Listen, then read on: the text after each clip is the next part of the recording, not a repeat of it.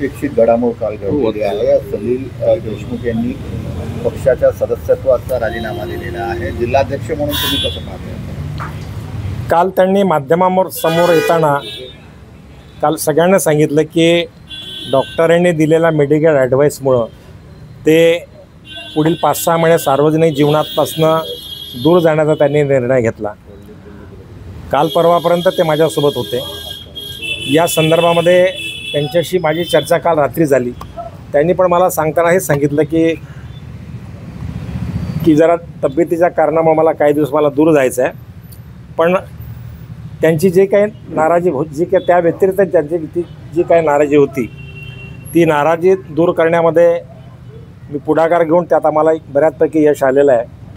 आणि उद्यापासून नवीन दमाने पुन्हा सलील बाबू सार्वजनिक जीवनामध्ये आमच्यासोबत काम करायला सुरुवात करतील याचा आम्हाला पूर्ण विश्वास आहे। उमेदवारी दिल्यामुळे ते नाराज आहे शेकापचे राहुल देशमुख यांना, हे खरं आहे का? कितपत खरं आहे? किंबहुना काटोल नगरपालिकेच्या निवडणुकीमध्ये शेवटी सार्वजनिक जीवनामध्ये जगत असताना कार्यकर्त्यांचा सुद्धा दबाव असतो।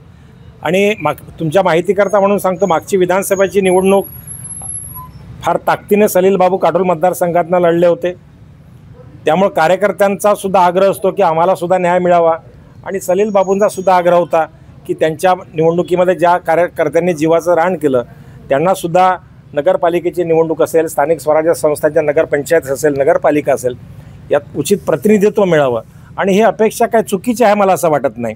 त्यामुळे कदाचित त्या मुद्द्याला धरून जर काय लहान मोठी नाराजी असेल तर त्या संदर्भामध्ये सुद्धा निश्चितपणे आम्ही त्यांच्याशी चर्चा करतो आहे। माझी काल त्यांच्याशी चर्चा झाली आणि लवकरच त्यांची समजूत घालून परवापासनं पुन्हा ताकदीने पूर्ण जिल्ह्यामध्ये आमच्यासोबत फिरून पक्ष मजबूत करण्याचं काम निश्चित करतील याचा आम्हाला पूर्ण विश्वास आहे। तुम्ही नाराजी म्हणताय, नेमकी नाराजी काय आहे सलील बाबू? नाराज आता माध्यमांमधनं माध्यमांनी जे वारंवार लिहिण्याचं काम केलं आणि सांगितलं की नाराजी तुमच्याशी चर्चा झाली नाही, जर काही नाराजी असेल तर लहान मोठी नाराजी असेल तर शेवटी चर्चेतनं अनेक नाराजी कबूल जर करताय तर नेमकी काय नाराजी त्यांनी बोलून दाखवली ते पण मीडिया समोर सांगा ना। चर्चेतनं अनेक नाराजी लहान असेल की मोठे असेल, चर्चेतनं अनेक विषयाचा मार्ग निघत असतो। आणि प्रश्न राजकारणामध्ये समाजकारणामध्ये संवाद हा महत्त्वाचा आहे। आणि कालपासून आम्ही पुन्हा संवाद साधायला सुरुवात केली। आतापर्यंत संवाद सुरूच होता, पण किंवा जर काही छोट्या मोठ्या घटना घडल्या असतील तर त्या संदर्भामध्ये ती नाराजी दूर करून पुन्हा नव्या ताकदीनं त्यांना पुन्हा पक्षामध्ये सक्रिय करण्याचं काम आम्ही जिल्हाध्यक्ष म्हणून निश्चितपणे मी करणार। एवढंच मला या ठिकाणी माझं मत मांडायचं आहे। सलील बाबू राष्ट्रवादी, अजित पवारांच्या राष्ट्रवादीमध्ये जातील याची जोरदार चर्चा।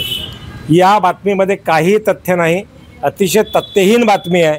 मी सलील बाबूंना ज्या पद्धतीने गेल्या अनेक वर्षापासून ओळखतो, अतिशय तरुण चेहरा आमच्या पक्षाचा आहे। पवार साहेबांवरती निष्ठा ठेवून काम करणारा तरुण चेहरा आहे। ज्या वेळेला आमचा पक्ष संकटामध्ये होता त्या वेळेला जिल्ह्याच्या राजकारणामध्ये आमच्या पक्षाला मजबूती करण्याचं काम सलील देशमुखांनी केलं। त्यामुळे कुठेतरी त्यांच्या संदर्भामध्ये ते दुसऱ्या पक्षात जातील अशा प्रकारच्या राजकीय वावड्या उठवणं मला असं वाटतं त्यांच्यावर अन्याय करणारी बातमी आहे असं मला या ठिकाणी वाटतं।